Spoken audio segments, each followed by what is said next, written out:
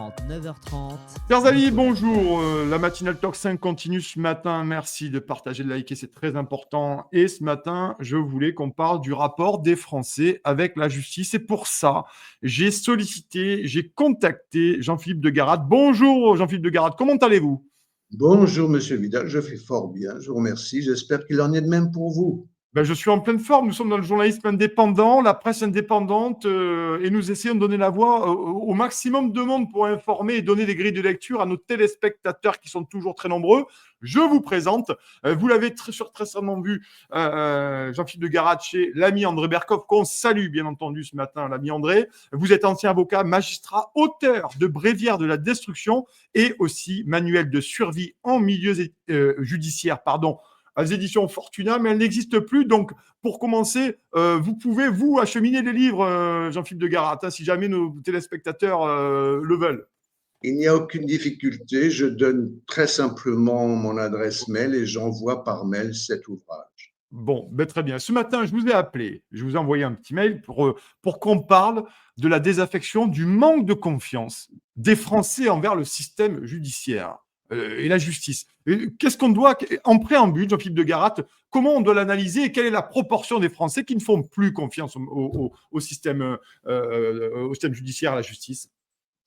Les faits sont là. Nous avons des sondages, des études d'opinion qui démontrent qu'environ 85% des Français ne font plus confiance au système judiciaire.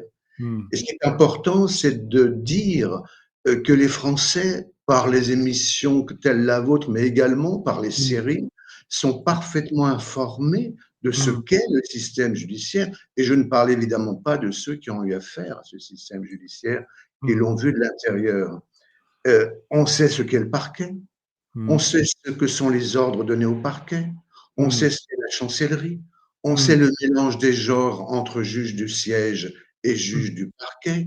On sait quelles sont les influences, j'allais dire, non officielles et les réseaux qui concourent à la nomination de tel ou tel. Et puis alors, excusez-moi, mais je ne fais pas de fixation sur cette affaire, mais elle résume tout. C'est l'affaire Fillon pendant la campagne électorale. Et nous en avons un dernier exemple avec cette exécution provisoire qui est requise, donc sur ordre. Sur ordre. Pour vous, c'est sur ordre, Jean-Philippe de Garatte? C'est sur ordre pour vous, hein? Je vais vous dire une chose qui est très simple. Les magistrats ne reçoivent pas forcément des ordres formels. Ils sont tellement dans un aquarium comme des poissons qui ne sortent jamais de l'aquarium qu'ils, j'allais dire, se donnent les ordres eux-mêmes. La culture de soumission dont on a déjà parlé, mais ça fait des siècles, elle existe. Je l'ai connue et je l'ai assez mal supportée. Et les choses sont ainsi. Une fois que l'on a dit ça, on n'a rien dit. Parce que nous sommes très forts en France pour parler des problèmes, assez peu pour parler des solutions. Moi, je suis le fils d'un ingénieur avec la volonté de trouver des solutions pratiques et j'ai réfléchi avec d'autres, mais c'est pas aujourd'hui. Et je n'ai aucune honte à dire que j'ai travaillé avec Jean-Pierre Chevènement dans les années 90 et que déjà la solution de l'élection des juges est apparue comme la clé d'ogive. Vous pouvez faire des petites réformes, ça, le Parlement, les directions n'ont pas manqué de nous faire des textes dans tous les sens, et les choses ne changent pas du tout. Elles s'enquistent. C'est encore pire. Donc, je suis absolument opposé aux réformes. Je suis simplement, comment dire, partisan du fait de l'élection au suffrage universel des magistrats. De toutes les façons, ça ne peut pas être pire. Comment ça se pourrait se passer au suffrage universel? Comment ça pourrait se passer territorialement? Avec une urne et puis un isoloir et des bulletins. Voilà, par exemple, on peut commencer par ça, c'est un bon début, et puis qu'on respecte aussi le résultat des élections. Ça peut être aussi ça, voilà. C'est une piste aussi, hein. Ça me paraît pas très compliqué à faire, ça peut se faire sur un plan, je ne sais pas, provincial. J'ai évidemment pas le goût du détail, on n'en est pas là. Mais si on commençait déjà par faire des référendums dans ce pays où il n'y en a plus depuis 20 ans, on pourrait se rapprocher. Vous savez, moi, je ne suis pas un grand intellectuel, je suis un ancien praticien. Mais il y a un homme comme Houellebecq est favorable, je l'ai entendu, ça remonte à peu près à 9 mois, c'est une bonne période, Ouais. pour dire: «Je suis favorable à l'élection des juges et je n'ai plus aucune confiance», dit-il, «dans la démocratie représentative, mais je veux des référendums». Et un certain nombre de millions de Français veulent des référendums. Il n'y a Mmh. pas. Ouais. Oui, oui. Et donc oui, effectivement, ça serait un peu similaire au système américain aussi, finalement? Alors, chaque fois qu'on parle d'élections, on me, Oui, comment ben, dire, on me c'est répond par forcément, les c'est la question qu'on pose, oui. ah non, pas forcément, parce que Ouais. 1791, Mmh. excusez-moi, les États-Unis, ils ont été créés en Ouais. 1773. En Ouais. 1791, c'était pas Oui. franchement le modèle américain. Oui. 1791, les juges français sont élus. Mmh. La Révolution a imposé, parmi les premières mesures, l'élection des juges. Elle avait quelques raisons de le faire. Il suffit de voir la littérature, sans parler des guerres contre les jansénistes ou le marquis de Sade ou tout ce que vous voulez. Toute Mmh. l'histoire de l'Ancien Régime, c'est la lutte contre les parlements, c'est-à-dire les Mmh. tribunaux. Et vous Mmh. avez des phrases telles celles d'Henri IV, donc ça ne remonte pas à hier, Ouais. disant tous mes parlements ne valent rien en parlant du Parlement de Bordeaux, mais vous êtes le pire de tous. Mmh. Donc, les rois n'avaient pas leur langue dans la poche. Je voudrais dire une chose qui me semble importante, parce que nous n'avons pas beaucoup de temps. J'ai l'honneur de travailler pour une revue d'histoire qui s'appelle Oui. Histoire Magazine, et Mmh. je crois profondément que la principale science de résistance Mmh. à toute la bêtise que l'on entend, moi je ne regarde plus la télévision, j'écoute, excusez-moi, j'écoute à peine la radio, c'est Ouais. l'histoire. Parce qu'on Ouais. peut tout nous dire, mais Mmh. tout ce que nous vivons à l'heure actuelle, eh, on l'a déjà vécu sous d'autres formes. Mmh. Donc, les scandales, il y en a eu un certain nombre, enfin sans remonter à la Troisième République ou même les débuts de la Cinquième, etc. Ça n'a pas d'intérêt de broyer de l'eau comme on le fait à l'heure actuelle. Il faut Ouais. se reporter à toutes les bêtises que les hommes ont déjà faites. Et donc, Mmh. je crois que l'histoire est très importante pour appuyer des raisonnements. Mmh. Euh, une fois qu'on a dit ça, donc on élit les juges, il y a un certain nombre d'autres choses à faire, et Mmh. puis accessoirement, le ministère de la Justice n'a pas une très grande légitimité. Quand j'entends parler d'économie, on peut faire des économies en supprimant des ministères entiers. Il y a Mmh. 5 directions au ministère de la Justice. Je ne sais pas si les Français les connaissent. Ouais. Est-ce que, il me semble, la première chose que faisait, peu importe l'homme célèbre, lorsqu'il arrivait dans Mmh. un établissement, c'est lui demander de justifier son existence. Mmh. Si un ministre arrivait dans un établissement tel le ministère de la Justice et demandait à tel bureau qui s'occupe, par exemple, des titres de noblesse étrangers, parce qu'il y a une personne qui s'occupe de ça, hein, Mmh. quelle est son activité, on pourrait peut-être survivre sans s'intéresser à ces bêtises. Et puis alors, la double fonction, enfin là je rentre dans des choses un peu techniques, et vous savez, la direction des affaires criminelles et les parquets généraux, enfin tout ce beau monde, n'est-ce pas, qui passe son temps dans des Mmh. réunions, serait peut-être utile en juridiction. Mmh. Ouais. Oui, parce que c'est vrai qu'effectivement, ce rapport, cette défiance des Français face à la justice mériterait des solutions, drastiques, du moins, Pas vigoureuses, hein, drastique. énergiques, énergiques. Je vais vous donner. Alors là, je voudrais rentrer dans des choses très concrètes si on a Ouais, deux ouais. minutes. Et Oui, si vous allez-y, voulez, allez-y, Flugarat, on est là pour ça. je Mmh. vais vous dire deux choses.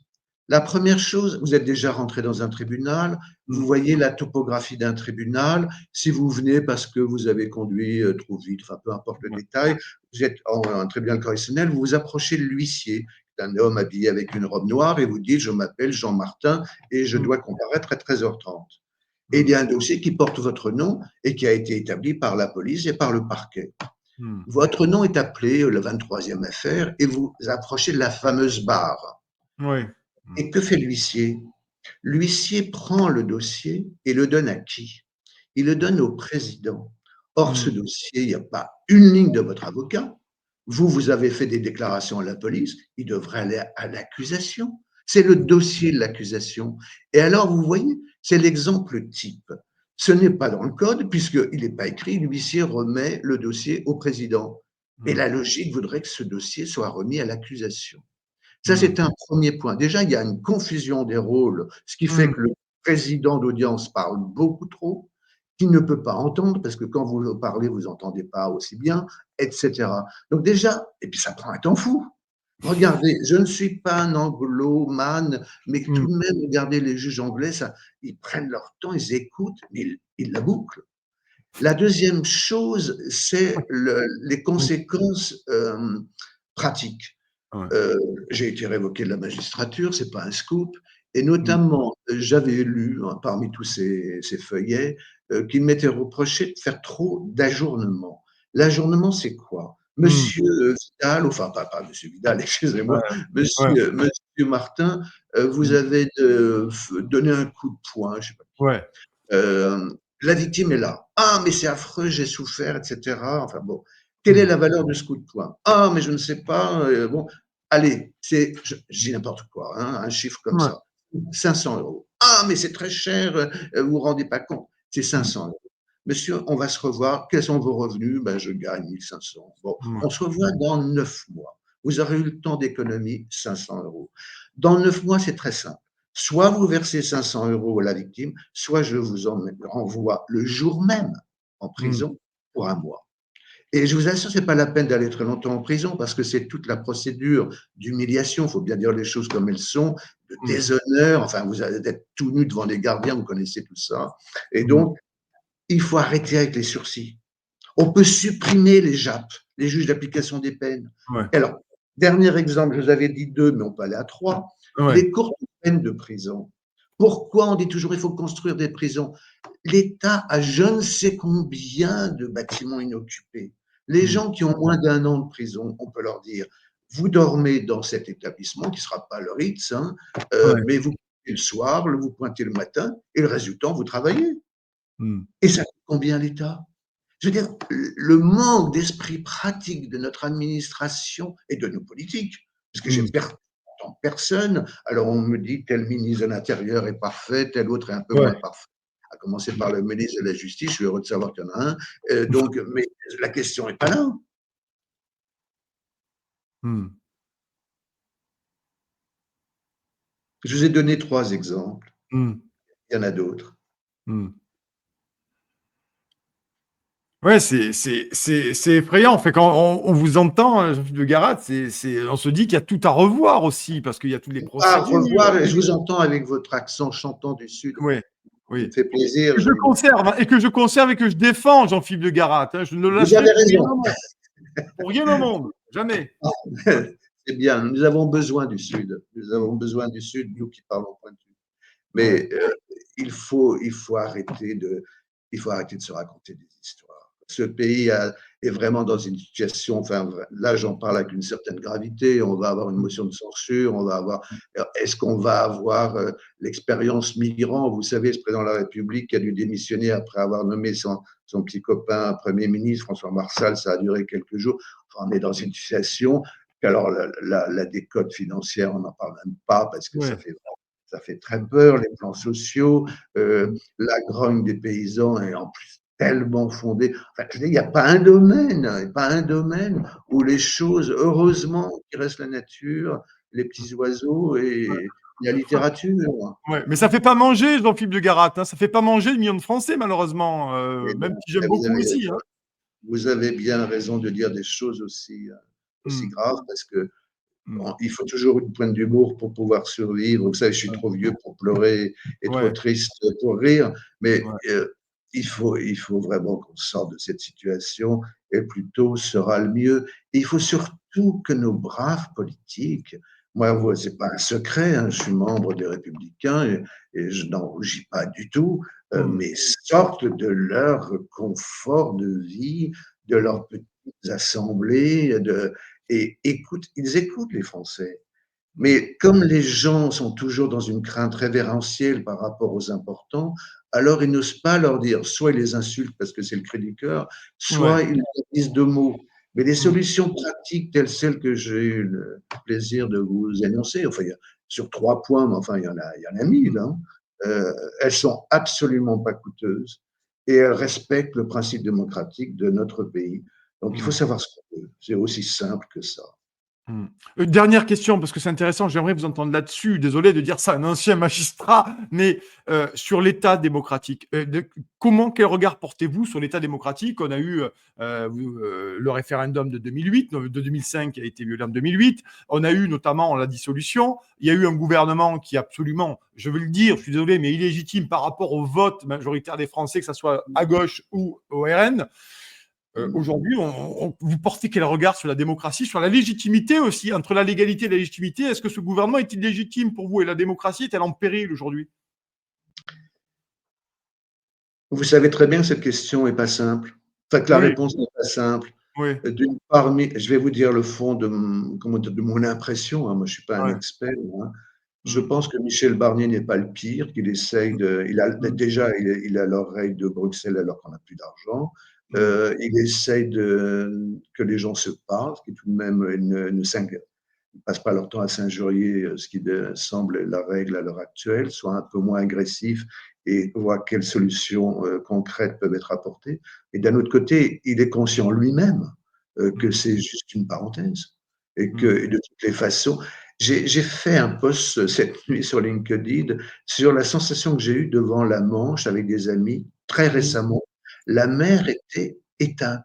Je vous assure, quand on connaît un peu la côte d'Albâtre et vous Ouais. savez, ces vagues sur les galets qui font des bruits, un Mm, bruit dentelle, elle était absolument éteinte et je me suis dit ça me fait penser à la situation politique.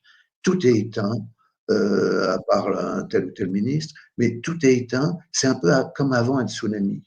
mm, Et ouais, je vous assure, vous pouvez ne pas le croire, moi je ne suis pas ouais, d'un naturel très courageux, mes amis le sont un peu plus, mais on avait presque peur de cette. La mer ne faisait aucun bruit et elle mm, ne bougeait pas. mm, Donc on s'est dit, c'est un peu le calme avant la tempête, parce que alors là, avec l'exécution, on en revient à ce qu'on disait précédemment, l'exécution provisoire, Marine Le Pen, pour dire les choses, mettre les pieds dans le mm, plat, elle n'a pas le choix. Donc on va, si il y a l'exécution provisoire, elle n'est pas éligible, donc voilà, mm. c'est tout. Il faut que Macron sorte. Oui, et dans le cas d'une probable motion de censure à venir dans les prochains jours, et des rumeurs quand même qu'Emmanuel Macron serait de plus en plus enclin à démissionner peut-être 37 jours, on verra bien, mais dans ce cas-là, ça représenterait quand même, là pour le coup, un tsunami politique, ou du moins... Alors moi, je vais vous dire, je suis beaucoup moins optimiste que vous en ce qui ouais, concerne le chef de l'État, d'accord. parce que la caractérologie de cet homme, qui est donc un homme qui a tout de même, avec l'aide d'autrui, moi je suis un ancien juge des enfants, Hmm, transgressé un tabou qui est celui que vous savez. hmm, Et bon, l'histoire de Gabriel Roussier reste toujours dans les mémoires des personnes âgées comme je le suis. Les hmm, déclarations de Pompidou, d'ailleurs, il faut se rappeler la fin de la conférence de presse de Pompidou, qui était tout de même assez particulière. Donc, quelqu'un qui a pu transgresser ainsi, dès le départ, dès hmm, l'adolescence, des tabous, et à qui tout a réussi, parce que il est passé entre en carré des Silla, si on peut dire, et, entre Valls, Hollande et ses brillants intellectuels. Et puis, gens, enfin, il faut tout de même dire que les Français aiment bien les jeunes premiers. Donc, hmm, voilà, le syndrome Giscard ou le syndrome Fabius, je ne sais pas, a hmm, frappé. Mais hmm. une fois que vous avez dit ça, vous n'avez rien dit, parce que l'exercice euh, politique qui a été le sien a tout de même été. Mais je l'ai écrit en 2017, donc je revendique cette Ouais. antériorité, qu'il serait Hollande au carré. Et on a eu Hmm, Hollande au carré, c'est-à-dire hmm, absolue catastrophe de quelqu'un qui. Moi, je ne veux pas faire de procès d'intention et je respecte chaque hmm, homme. J'étais avocat avant d'être magistrat. Mais tout de même, on a la sensation que l'idée de la France de cet homme est très particulière. hmm, Et donc, et l'idée qu'il a de lui, encore plus. hmm, Donc, moi, je suis très inquiet du comportement, parce qu'on peut être inquiet de celui qu'il a eu avant, à partir du 9 juin, mais on peut hmm, être encore plus inquiet de celui qu'il adopterait en cas de hmm, motion de censure. Parce que ça hmm, lui rend la main, puisqu'il n'y a plus de Premier ministre. Qui est-ce qui va nommer le Premier ministre après Barnier? C'est hmm, lui. Donc, c'est hmm. encore plus dangereux. C'est Ouais. encore plus dangereux. Et je pense que le Rassemblement national, pour appeler les choses par leur nom, doit Ouais. réfléchir deux fois à cela, parce que la motion de censure, ça veut dire qu'on prend le pouvoir pour quelques jours. Il est capable de faire durer ça pendant quelques semaines, comme on l'a vu, ou Ouais. de plus. Euh, à Emmanuel Macron. Oui, c'est une vraie question, en tout cas, une question ouverte. En tout cas, merci beaucoup, Jean-Philippe de Guérat, d'être venu ce matin. C'était passionnant. On rappelle vos livres. Vous êtes ancien avocat, ancien magistrat, et vous avez écrit notamment Bréviaire de la destruction et Manuel de survie en milieu judiciaire. Les éditions Fortuna n'existent plus. Est-ce que vous pouvez donner votre email, que si nos téléspectateurs veulent commander ces livres, est-ce que c'est possible? C'est vous-même qui me l'avez proposé. Oui, il n'y a aucune difficulté. C'est mon nom avec @yahoo.fr. Si Voilà. on pouvait ne pas trop m'insulter, j'apprécierais. De toutes les D'accord. façons, il existe tout de même quelques lois. Je voudrais ajouter quelque chose.